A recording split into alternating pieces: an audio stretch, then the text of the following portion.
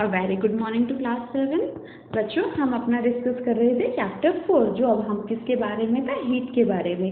कैसे कोई हीट होती है बॉडी की, कोई हीट क्या थी, हमारी एक फॉर्म ऑफ एनर्जी थी जो किसी भी सब्सटेंस को क्या करती है, हॉट करती है, गर्म करती है। उसी में हमने पढ़ा था टेम्परेचर, कि कैसे किसी भी ऑब्जेक्ट का जब टेम्परेचर बढ़ता है तो मीन्स उसका हीटअप हो रहा है, वो गर्म हो रही है। इसी तरह से हमने हीट को मेजर करने के लिए क्लिनिकल थर्मोमीटर पढ़ी थी। क्लिनिकल थर्मोमीटर में मैंने आपको बताया था जो क्लिनिक्स में होते हैं, जो ह्यूमन बॉडी का टेम्परेचर मेजर करने के काम आता है, जिसमें मैंने बताया था कि ह्यूमन बॉडी का जो हमने एवरेज टेम्परेचर की बात करी थी दैट इज 37 डिग्री सेल्सियस। तो ये था हमारा क्लिनिकल थर्मोमीटर जो ह्यूमन का टेम्परेचर मेजर करता है। इसी तरह इसमें जो क्वेश्चन बनता है वो किंक पे बनता है कि किंक क्या होता है और ये क्या फंक्शन करता है। तो मैंने बताया था कि थर्मोमीटर के जो पोर्शन में किंक पाया जाता है, जो मरकरी के लेवल को नीचे जाने से रोकता है, कि मरकरी का लेवल खुद से पूरा नीचे ना चला जाए। तो बच्चों, इससे तो हमने ह्यूमन बॉडी के टेम्परेचर को मेजर कर लिया। तो क्या सिर्फ ह्यूमन बॉडी में ही टेम्परेचर होता है? और चीज़ें भी होती है जिनका टेम्परेचर होता है। अगर आप जब अपनी केमिस्ट्री लैब में जाते हैं और वहाँ जाकर कुछ एक्सपेरिमेंट करते हैं और मैम आपको बोलती है इसको नहीं छूना, इसका टेम्परेचर बहुत ज़्यादा गर्म है, तो टीचर को कैसे पता चलता है कि इसका टेम्परेचर बहुत ज़्यादा होगा, ये चीज़ बहुत ठंडी होगी? आप कोई भी केमिकल ऐसे अपनी मर्जी से नहीं छू सकते ना वहाँ पे। तो अब हमें उसे मेजर करना है कि हम किसी भी चीज़ का, अदर ऑब्जेक्ट का टेम्परेचर कैसे पता लगाएंगे। तो उसके लिए होता है हमारा लेबोरेटरी थर्मोमीटर। तो स्टूडेंट, हमारा जो आज का टॉपिक स्टार्ट होने जा रहा है that is laboratory thermometer, lab में यूज होने वाले थर्मोमीटर। तो it is the thermometer use to measure the temperature of object other than our body.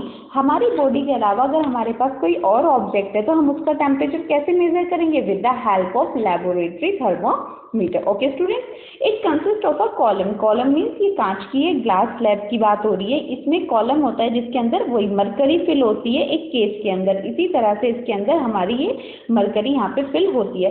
The column is continuous without any king. अब ऐसा तो है नहीं कि हमें एक नॉर्मल टेम्परेचर तक इसको रखना है, तो इसकी जो हमारी मेजरिंग जो कॉलम है वो पूरा सीधा ऐसे ही चलता रहता है। इसमें इस तरह का कोई किंक नहीं होता। इसमें मरकरी लेवल हमें ऊपर तक राइज कर देखने की जरूरत नहीं होती कि वो पूरा डाउन तो नहीं हो रहा है। और अगर हम बात करें लेबोरेटरी थर्मोमीटर की, तो ये जनरली कितने टेम्परेचर को मेजर कर सकता है? माइनस में 10 डिग्री से लेके अप टू 110 डिग्री सेल्सियस तक ये टेम्परेचर मेजर कर सकता है। किसी केमिकल का, किसी और ऑब्जेक्ट का अगर टेम्परेचर -10 में भी है तो ये बहुत कोल्डनेस को भी मेजर कर लेता है लोवेस्ट लेवल तक, और हाईएस्ट लेवल इसका कितना है? 110 डिग्री सेल्सियस। इसी तरह से इसके पास एक लोअर फिक्स पॉइंट है, एक अपर फिक्स पॉइंट है। ये बोर ग्लास की बनी हुई ट्यूब है, जो ये हुक है जो पूरा लंबा होता है, इसको हम लैब में इससे की मदद से टांग सकते हैं। और ये कांच की बनी कैपिलरी ट्यूब होती है, और इसके अंदर भी टेम्परेचर को, जो लिक्विड रूम टेम्परेचर पर लिक्विड रहती है दैट इज मरकरी एलिमेंट, इसके अंदर डला होता है। तो ये हमारा लेबोरेटरी थर्मोमीटर, जो आप अगर जब आप क्लास लैब में जाएंगे तब आपको ये देखने के लिए मिलेगा। तो बच्चों, अब तक हमारा हीट के बारे में था, हीट का मेजरमेंट कैसे होता है, तो with the help of thermometer. Thermometer में बता चुकी थी, थर्मो मीन्स टेम्परेचर, गर्म, हीटनेस या हॉटनेस। हॉटनेस को मेजर करने वाला मीटर दैट इज थर्मोमीटर। उसी में मैंने आपको दो थर्मोमीटर बताए थे, first one is clinical thermometer and second one is laboratory thermometer. Student, अब इसमें हम अब आगे जो कंटिन्यू करेंगे that is transfer of heat. ये अब आपको हीट पता चल चुकी है कि किसी भी ऑब्जेक्ट का गर्म होना, उसके अंदर टेम्परेचर का होना, वो हॉट या हीट कहलाता है। अब आप देखेंगे हीट ट्रांसफर कैसे होती है। ये बहुत इंटरेस्टिंग, यहाँ से आपका चैप्टर बहुत इंटरेस्टिंग हो चुका है और बहुत ईजी भी है, मजा आता है इसे समझने में, तो आप इसे समझें। अगर हम बात करें, हीट जो है एक बॉडी से ट्रांसफर होकर दूसरी बॉडी में जाती है, तो ये बात बिल्कुल ट्रूथ है। हीट जो है बिल्कुल मूव करके नेक्स्ट बॉडी में जा सकती है। तो इसके लिए हम कुछ मेथड्स पढ़ते हैं। Heat flow from hotter object to a colder object. Hot object से हीट जो है कोल्ड ऑब्जेक्ट में ट्रांसफर होके जा सकती है until both object reach the same temperature. और तब तक जा सकती है जब तक दोनों कहाँ तक ना पहुंच जाए, सेम टेम्परेचर पर ना पहुंच जाए। एक हॉट ऑब्जेक्ट अपनी हीट दूसरे कोल्ड ऑब्जेक्ट को ट्रांसफर कर सकता है, दोनों का टेम्परेचर इक्वल मेंटेन कर लेता है। The heat flow from a body at a higher temperature to a body of lower temperature. Heat कहाँ से, ऑब्वियसली बच्चा, कि कहाँ से मूव करेगी? हॉट में से ही तो मूव करेगी। तो हीट फ्लो होती है जहाँ पर हायर टेम्परेचर है उससे कहाँ की तरफ को? लोअर टेम्परेचर की तरफ को।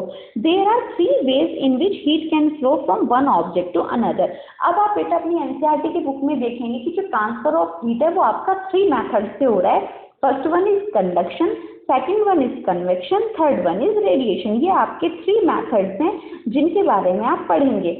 कंडक्शन, तो कंडक्ट का तो सीधा मीनिंग आ रहा है कि दूसरी चीज को कंडक्ट करना, दूसरी चीज पे पहुंचा देना। तो यहाँ पे कंडक्शन की डेफिनेशन आप देखेंगे और ये इतना इजी फिनोमिना है कि आप अपने घर में इसको दिन रात देखते हैं, अगर आपने नोटिस किया हो तो। It is the process by which heat is transferred from hotter end to the colder and.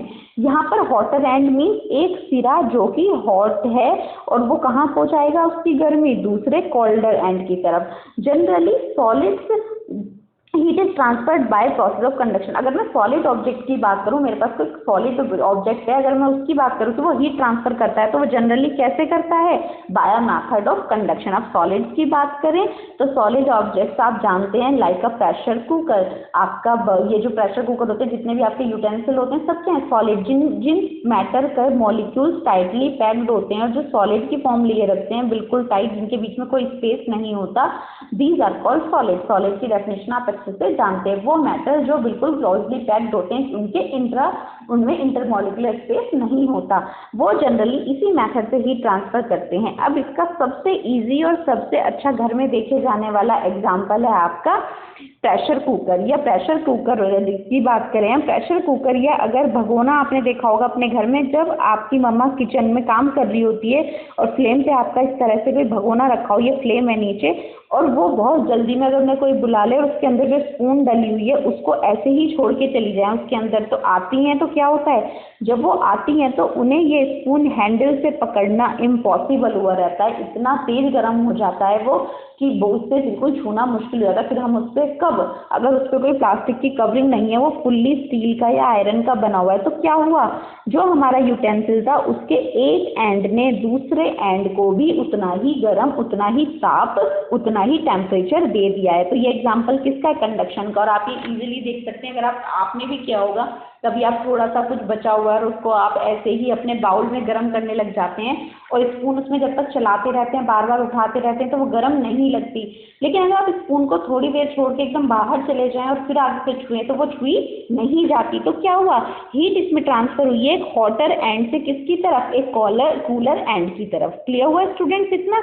तो इसका एग्जाम्पल हमारे किचन में भी देखा जा सकता है। ये बहुत ईजी, और ये सारे आपके डेली फिनोमिना पर ही बेसिस, आप डेली में ही ये सारे मेथड देखते हैं। तो आपको पता चला सॉलिड ऑब्जेक्ट्स में जो हीट का कंडक्शन है वो किस मेथड से होता है, कंडक्शन मेथड से होता है। ओके स्टूडेंट, नेक्स्ट बात करते हैं कंडक्टर और इंसुलेटर। जब बच्चा आप अपनी बुक में कंडक्शन पढ़ेंगे तब आपको 2 नई टर्म्स मिलेंगी, that is conductor and insulator. तो अब हम बात करेंगे अबाउट कंडक्टर्स एंड इंसुलेटर्स। ये बहुत सिंपल सी चीज़ है, इजी भी है समझने के लिए। कंडक्शन, जो चीज़ कंडक्शन को कर दे दैट इज कंडक्टर, और जो ना होने दे उसको दैट इज इंसुलेटर। अब इसको समझिए, the materials which allow heat to pass through them easily are called conductors of heat. जो मटीरियल अपने आप में से हीट को इजीली पास होने दे that are the good conductor of heat. वो क्या कर रहे हैं, हीट के एक अच्छे कंडक्टर हैं, उसको पहुंचाने में मदद कर रहे हैं। इसलिए मैंने अभी आपको एग्जांपल लिया था कि आपका अगर वो जो स्पून है वो स्टील का बना हुआ है या वो कॉपर का बना हुआ है या एल्यूमिनियम का बना हुआ है तो वो इजीली गर्म हो जाएगा। लेकिन मैंने एक वर्ड और बोला था कि अगर उस पर प्लास्टिक की कोटिंग नहीं हो रही है, प्लास्टिक की कोटिंग है तो आपको गर्म नहीं लगता। लेकिन अगर वो किसका बना हुआ है, एल्यूमिनियम का और इस सब का बना हुआ है, तो वो आपको गर्म ऑब्वियसली लगेगा, क्योंकि these 3 are the good conductor of heat. तो जो अपने में से हीट को कंडक्ट कर दे, पहुंचा दे, तो दैट इज गुड कंडक्टर। तो एल्यूमिनियम, आयरन, कॉपर, ये तीनों बर्तन जो हमारे घर में इन चीज़ों के बने होते हैं वो तीनों ही गुड कंडक्टर ऑफ हीट होते हैं। तो आपको पता चला कंडक्शन का प्रोसेस जो करते हैं दैट आर गुड कंडक्टर्स। अब इंसुलेटर की बात करें तो इंसुलेटर क्या है, बैड कंडक्टर हो गए, तो इसी के लिए वर्ड मिला है insulators. The material which do not allow, वो मटीरियल जो अलाउ ना करे हीट को पास होने में easily, are the poor conductor of heat. तो वो क्या बन जाएंगे, बैड कंडक्टर बन जाएंगे या पुअर कंडक्टर बन जाएंगे। तो इसका एग्जाम्पल है प्लास्टिक एंड वुड। इसीलिए हमारे टी पॉट पर और जो हमारा स्पून्स आते हैं बड़े वाले, उन पर क्या आती है, प्लास्टिक की या वुडन कवरिंग आती है, जिससे कि वो गर्म ना हो। आपका पूरा प्रेशर कुकर स्टील का या एल्यूमिनियम का बना होता है, लेकिन उसका हैंडल किस क्या के कोटिंग से लगा रहता है, प्लास्टिक की कोटिंग का लगा रहता है। इसी तरह विसल को अगर आप देखें तो आपको हैंड से मूव करनी पड़ जाती है कभी कभी, वो भी ऊपर प्लास्टिक की बनी होती है। इसीलिए आपका कुकर तो किसका बनाया, स्टील का और एल्यूमिनियम का, जिससे वो गुड कंडक्टर बन जाए। वरना अगर वो प्लास्टिक का बना होता तो मेल्ट हो जाता। फ्लेम पे रख के, फ्लेम से हीट भी तो अंदर जानी जरूरी है, तभी तो आपकी वेजीज पकेंगी अंदर की। तो इसीलिए जो हमारा ये कुकर है वो एल्यूमिनियम का बना है, क्योंकि हमें गुड कंडक्टर ऑफ हीट चाहिए यहाँ पर, लेकिन मुझे वो पकड़ने के में ईजी भी होना चाहिए। तो मेरी जो उसका हैंडल है वो किसका बना है, प्लास्टिक का बना है, क्योंकि poor conductor are known as insulator, और जो अपने में से कंडक्ट नहीं कर रहे दैट आर इंसुलेटर्स। तो आपको बच्चा क्लियर हुआ कंडक्टर और इंसुलेटर्स में क्या डिफरेंस है। नेक्स्ट बात करते हैं आगे। Second one is convection. अगर मैं कन्वेक्शन मेथड की बात करूँ तो कंडक्शन तो हमारा हो गया। अब हम कन्वेक्शन की बात करते हैं। कन्वेक्शन मेथड में हमारे जनरली लिक्विड चीजें गर्म होती हैं एक हीट से लेके वहां की तरफ जहां पर टेम्परेचर कम है। जैसे देखिए, it is the flow of heat through fluid from one place of higher temperature to the place of lower temperature. इसमें जो हीट का फ्लो होगा वो कहाँ होगा, हमारी जो हायर टेम्परेचर जहाँ हो जाएगा वो कहाँ लेके जाएगा, लोअर टेम्परेचर में, by the movement of fluid itself. इस समय हमारी लिक्विड खुद से मूव करेगी और इस मेथड को हम बोलेंगे कन्वेक्शन। इसमें हमारा जो फ्लूइड है वो गर्म होगा, किसकी तरफ से, पहले हाई टेम्परेचर से वो जाएगा ठंडे की तरफ, और इसमें हमारे फ्लूइड को खुद मूव करना होगा। और इसका सबसे अच्छा एग्जाम्पल है जब आप घर में इलेक्ट्रिक रोड लगा के पानी गर्म करते हैं। जब आप फ्लेम पर अपना पानी रखते हैं तो आपका पानी क्या होता है, नीचे से गर्म होना स्टार्ट होता है और वो ऊपर को साइड से मूव करना स्टार्ट हो जाता है। तो हल्का होने पर ये पानी गर्म होते ही ऊपर जाने लगता है, और जो ठंडा है अभी तक वो पानी हमारा नीचे आके गर्म होना स्टार्ट हो जाता है। ओके स्टूडेंट, देखिए जरा कैसे। When water is heated the water near the flame get hot. जब मैं पानी को गर्म होना रखती हूँ तो जो पानी मेरा फ्लेम के पास है वो फर्स्टली गर्म होगा। Hot water rises up. इसी तरह से जो गर्म पानी है वो राइज अप होना स्टार्ट हो जाता है। The cold water from the sides move down. और ये मूव करके ऊपर जाता है, और जो ठंडा पानी है नीचे को आता चला जाता है। तो जितना गर्म नीचे हुआ वो ऊपर पहुंच गया। This water also get hot. और इस तरह से ये भी पानी गर्म हो जाता है। Rises and water from the side move down. और इसी तरह से ये साइड से नीचे आता रहता है, और इसी गर्म होने के बाद हमारा वाटर ऊपर आने के लिए सारा, तभी तो बॉयल होता हुआ ऊपर आता है, क्योंकि वो सारा ही हल्का हो गया और पूरा पानी गर्म होने पर वो बॉयल होना स्टार्ट हो जाता है। The process continues till the whole water get heated. और ये प्रोसेस इसी तरह से चलता रहता है जब तक सारा पानी गर्म नहीं हो जाता। This mode of heat transfer is known as convection. और ये हमारा मेथड कहलाता है कन्वेक्शन।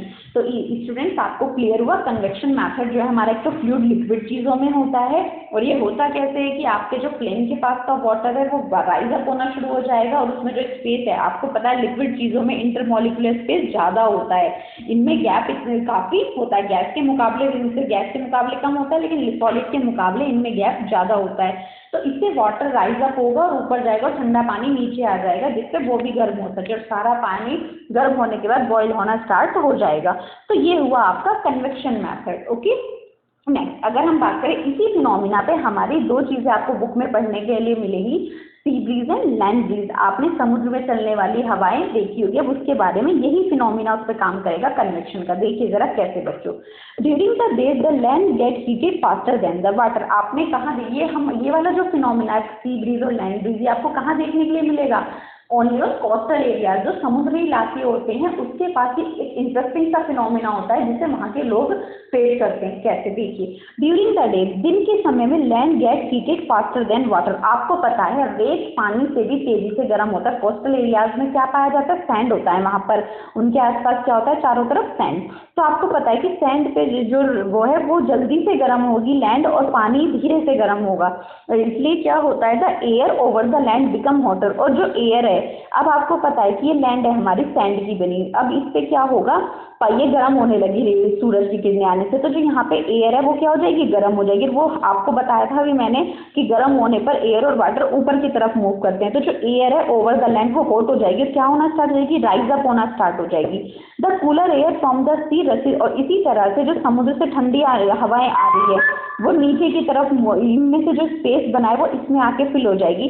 तो आपने देखा कैसे वार्म एयर तो ऊपर चली गई और समुद्र से आने वाली ठंडी हवाएं उनकी तरफ आ गई। तो the air from the sea, और जिस समुद्र से ठंडी हवा आ रही है इसके लिए जो हम टर्म यूज करेंगे दैट इज सी ब्रीज। इसके लिए मैंने आपके लिए एक डायग्राम भी लगाया। ये हमारा कोस्टल एरिया हुआ। आपने देखा कि लैंड पे जो सैंड है ये इसकी वजह से गर्म हो गया सन की वजह से, और इसमें जितनी भी एयर थी वो मूव करके ऊपर चली गई, हल्की हो गई। इसी की जगह किसने ले ली? समुद्र से आने वाली कूल एयर ने ले ली जो ओशन से आ रही थी, और ये फिनोमिना इसी तरह चलता रहता है, और जितना भी हमारा ये लैंड एरिया होता है ये ठंडा हो जाता है। तो receive the cooler C breeze, और इसी ठंडी हवा को लेने के लिए कोस्टल एरियाज में जो घर बनाए जाते हैं उनका फेस हमेशा विंडो का किधर किया जाता है? समुद्र की तरफ बनाया जाता है, जिससे कि वो इस ठंडी हवा का मजा ले सके। तो सी ब्रीज हाउस, तो समझ में आपको सी ब्रीज क्या है? समुद्र से आने वाली वो ठंडी हवा जो लैंड की हवा गर्म होने पर ऊपर चली गई और उससे हमें ठंडी हवा महसूस करने को मिली। ये एक्सपीरियंस कहाँ देखने को मिल रहा है? हमें कोस्टल एरियाज में। अब इसी का जस्ट उल्टा फिनोमिना लैंड ब्रीज कहलाता है। अब लैंड ब्रीज में क्या होगा? अब रात के समय पे हमें क्या है? At night it is exactly the reverse. रात में ये बिल्कुल उल्टा हो जाता है। कैसे? The water cool down more slowly than the land. अब लैंड सैंड वाली जमीन जितनी ज्यादा जल्दी गर्म होती है, ठंडी भी उतनी ही जल्दी होती है। आपको पता है राजस्थान और जयपुर वाले इलाके जहाँ पर रेत पाया जाता है, रेगिस्तान पाया जाता है, वहाँ पे दिन जितना गर्म होता है रातें उतनी ही ठंडी होती हैं। क्यों? क्योंकि जो सैंड है वो रात में बहुत जल्दी से ठंडा हो जाता है। तो अब क्या होगा? आपका जो लैंड है वो क्या हो गई है? ठंडी हो चुकी है। तो इस तरह से अब आपका पानी जो है वो स्लोली गर्म और वो होने लग रहा है, ठंडा होने लग रहा है। तो इसी तरह से जो वार्म एयर है फ्रॉम द ओशन, अब क्या होगा? पानी धीरे हो रहा है तो जो वार्म एयर है वो गर्म हो जाएगी ऊपर, और कूल एयर लैंड से इधर को आती जाएगी। तो so the cool air from the land move toward the sea, और जो ठंडी हवा है वो समुद्र के किनारों पर आती जाती है। इसे कहते हैं लैंड ब्रीज। तो जितनी कूल एयर थी वो कहाँ पे आ जाती है? सारी सैंड से हमारी सी की तरफ आ जाती है। जो वार्म एयर थी ओशन की वो लैंड की तरफ मूव कर जाती है। तो ठंडी रातों को इससे क्या हो जाता है? गर्म होने का एहसास मिल जाता है। तो स्टूडेंट क्लियर हुआ? ये हुई हमारी लैंड ब्रीज, जो एग्जैक्टली बिल्कुल हमारी किससे डिफरेंट थी? सी ब्रीज से बिल्कुल अपोजिट होता है। तो इसी तरह से आपका ये मेथड हुआ कन्वेक्शन, जिसमें गर्म होने से, टेम्परेचर बढ़ने से एयर का राइज अप हो रहा है, वाटर का राइज अप हो रहा है। तो आपका सी ब्रीज और लैंड ब्रीज बहुत इंपॉर्टेंट टॉपिक है, एग्जाम पर्पज से ये आता है एग्जाम में। Okay student, third method is radiation. Radiation बहुत सिंपल मेथड है और इसे आप रोज ही देखते हैं। It is the mode of transfer in which energy is directly transferred from one place to another. इसमें जो एनर्जी है, सोलर एनर्जी या रेडिएशन जो आपको हीट मिल रही है, वो डायरेक्ट एक प्लेस से दूसरी जगह पर आती है, और इसके लिए हमें कोई भी मटेरियल की नीड नहीं होती कि हमें कोई ना कोई मटेरियल भी चाहिए। जैसे फ्लूइड था, गर्म होने के लिए कंडक्शन में हमें सॉलिड में इसका कांटेक्ट होना जरूरी है। इसी तरह से सन आपको पूरे दिन हीट देता है। किस प्रोसेस से? रेडिएशन प्रोसेस से। इसमें हमें कोई मीडियम की जरूरत नहीं है कि वो एयर के थ्रू ही आएगा। इसमें आप कहीं भी बैठे हो आपको रेडिएशन सन की मिल ही जाएगी। For example when we sit in front of room heater, जब हम रूम हीटर के सामने बैठते हैं तो हम थोड़ी दूर बैठने पर भी धीरे धीरे गर्म होने लगते हैं। आपको किसी चीज को आपको छूने की जरूरत थोड़ा पड़ी थी, आप उसके पास बैठे और रेडिएशन के मेथड से आप गर्म होते चले गए। इसी तरह के एग्जाम्पल और है जो घर में होता है। A hot utensil kept away from the flame cools down as it transfer heat to the surrounding medium by radiation। आप देखें जरा, आपका जो जब आप फ्लेम पे से अपना बर्तन उतारते हैं तो धीरे धीरे वो क्या ठंडा होने लगता है, और आप उसे उठा के देखते हो जिस प्लेस पे वो रखा था वो गर्म हो जाती है, वो हॉट हो जाती है उस जगह को, और वो आसपास के एरिया को गर्म कर देता है। तो ये भी कैसे हुआ? ये भी कैसे हुआ? उस मेथड से हुआ, रेडिएशन से। Okay student, our body to give heat to the surrounding and receive body from by radiation. इसी तरह हमारी बॉडी भी क्या करती है? हीट को रेडिएट करती है। हमारी बॉडी से भी रेडिएशन आसपास के एरिया में कंडक्ट होती है। ठीक है स्टूडेंट, तो ये कैसे? जैसे आप सर्दियों में बैठते हैं किसी, हम जब सर्दी में आसपास बैठे हुए होते हैं तो वहाँ पे एकदम से गर्माई लगने लगती है कि सर्दियों में बड़ा अच्छा लगता है पास बैठ जाए, लेकिन गर्मियों में हमें इरिटेशन होती है किसी के पास बैठने में। तो इसी तरह हमारी बॉडी भी सराउंडिंग में हीट प्रोवाइड करती हैं। तो आपको स्टूडेंट 3 मेथड्स थे हमारे ट्रांसफर ऑफ हीट के। First one is conduction, second one is convection, third one is radiation. आपने तीनों देखा। सॉलिड्स के लिए हमारा conduction, second one convection that is for fluid and air, water के लिए, और रेडिएशन आपने देखा जिसमें हमें किसी मटेरियल की जरूरत नहीं होती, जैसे हमें सन से हीट मिलती है। ओके, नेक्स्ट मैंने आपको एक डायग्राम लगाया जो मेरी 3 तीनों चीज़ों को शो कर रहा है, दैट इज कंडक्शन। जैसे आप ये हैंडल छूते हैं तो आपको ये फ्लेम की वजह से गर्म लगा, तो सॉलिड में हमने मैथड देखा कंडक्शन। कन्वेक्शन में आप वाटर को गर्म कर रहे हैं, मॉलिक्यूल ऊपर मूव कर रहे हैं राइज अप होके, और जो ठंडे है वो नीचे आ रही है। रेडिएशन कैसा कि इसे किसी भी मीडियम की जरूरत नहीं है, जितना भी फ्लेम के आसपास का एरिया है वो भी गर्म आपको महसूस होता है। जैसे किचन आपको बहुत गर्म लगती है, तो ये किस मेथड से होता है? रेडिएशन मेथड से। तो ये वो डायग्राम मैंने इसमें लगा दिया जो हमारे एक ही डायग्राम से, एक ही फिगर से तीनों चीजों को क्लियर कर रहा है। तो आपको heat transfer of heat clear हुआ है यहाँ तक। नेक्स्ट लास्ट, इसी हीट की वजह से, इसी हमारे कंडक्शन और कन्वेक्शन की वजह से हमारे क्लोथ्स भी सीजन के हिसाब से मैटर करते हैं कि हम समर में कैसे कपड़े पहनना पसंद करते हैं और विंटर में हमें किस तरह के क्लोथ्स में आराम मिलता है। तो अब हम पढ़ेंगे kind of cloth we wear in summer and winter. As you all know we prefer light colour cloth in summer. आपको पता है कि हम समर में हल्के कपड़े ही पहनना पसंद करते हैं, लाइट कलर भी होना चाहिए, वो कॉटन के बने होते हैं। क्यों? क्योंकि लाइट कलर जितनी भी उस पर लाइट पड़ रही है, हमारी हीट पड़ रही है, वो उसको रिफ्लेक्ट कर देते हैं, वापस से भेज देते हैं, जो उन पर हीट पड़ रही है उसे रिफ्लेक्ट बैक कर देते हैं। इसीलिए हमें गर्मियों में लाइट कलर के सूती कपड़े, वाइट कॉटन क्लोथ बहुत ज़्यादा कंफर्टेबल फील कराते हैं। और जब हम सर्दियों में डार्क कलर पहनना पसंद करते हैं, जैसे ब्लैक, क्योंकि ब्लैक आपको पता है सन की हीट को ट्रैप करता है, इसलिए हमें सर्दियों में, क्योंकि डार्क सरफेसेस एब्जॉर्ब करते हैं मोर हीट, इसलिए हम सर्दियों में डार्क कलर के कपड़े प्रेफर करते हैं। Woollen cloth keep us warm in winter. और आपको पता है सर्दियों में क्या पहनते हैं? वूलन क्लॉथ पहनते हैं। क्यों? क्योंकि इनमें हमें गर्माई मिलती है, और गर्माई मिलने का कारण भी क्या है? In winter we use woollen clothes. Woollen is a poor conductor of heat. ऐसी जैसी अभी हमारा प्लास्टिक एक पुअर कंडक्टर था, वुड एक पुअर कंडक्टर था, इसी तरह वूल भी अपने में से हीट को पास नहीं होने देती, बाहर नहीं निकलने देती, क्योंकि वो एयर को ट्रैप कर लेती है। तो वूल एक पुअर कंडक्टर है, इसीलिए जितनी भी एयर है हमारी बॉडी की, जितना भी हीट अंदर बन रहा है वो वूल फाइबर में ट्रैप हो जाता है। ये एयर हमें प्रिवेंट करती है बाहर से आने वाली सराउंडिंग को। जो एयर हमारी आसपास थी वो उसमें ट्रैप हो गई, और एयर पुअर हो गई, ये पुअर कंडक्टर है वूल, तो ये जितनी भी आसपास की सराउंडिंग है उससे हमें बचाती है, जिससे कि वो इसके अंदर ना जा सके। इसलिए हमें उसमें गर्म फील होता है, इसलिए हम सर्दियों में वूलन क्लॉथ पहनना प्रेफर करते हैं। तो स्टूडेंट, ये थी हमारा चैप्टर 4 हीट, जो कि आपका इंटरेस्टिंग चैप्टर भी था, काफ़ी इजी भी था। अब आप इसे अपनी बुक से रीड करेंगे लाइन बाय लाइन, और नोट्स को बनाएंगे with the help of book and my video. Okay student, जो भी आपका प्रॉब्लम है, जब विजिट होगी टीचर्स की, आप उनसे पूछ लेंगे। Okay student, thank you and have a nice day.